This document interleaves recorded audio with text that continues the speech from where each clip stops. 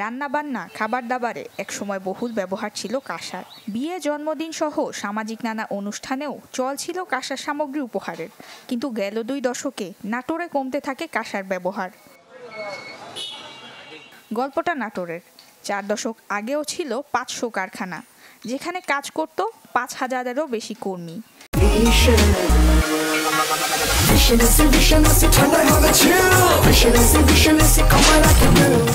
সিংড়া ও লালপুরে উৎপাদিত এসব পণ্যের যোগান ছিল সারা দেশেই। বর্তমানে গোটা নাটোরেই টিকে আছে মাত্র 4-5টি কারখানা। বাণিজ্যিক প্রতিযোগিতায় টিকতে না পারার বড় কারণ পণ্যের লাগামহীন দাম।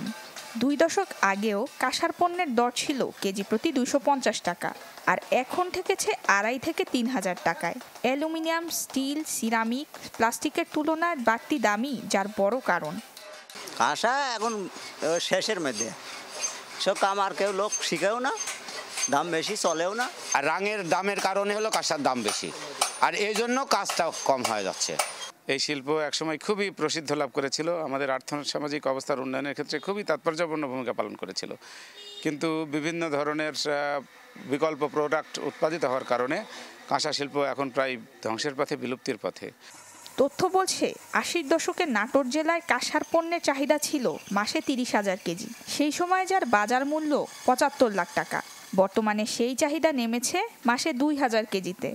দামও লাগামহীন, বাজার মূল্য 50 লাখ টাকা। 4-5 হাজার শ্রমিক নিয়মিত সেখানে কাজ করত, এবং বছরে আমার মনে হয় যে সেই সময় অল্প দামে হলেও তারা 40-50 লাখ টাকার ব্যবসা এই নাটোর জেলাতেই তারা করত। যদিও কাঁসা শিল্পের ঐতিহ্য ফিরিয়ে আনার সকল পদক্ষেপ নেবার আশ্বাস দেন জেলা প্রশাসক।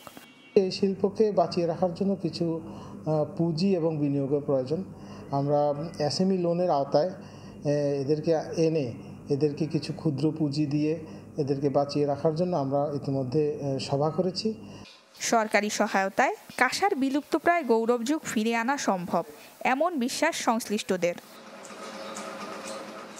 Desk report, channel 24।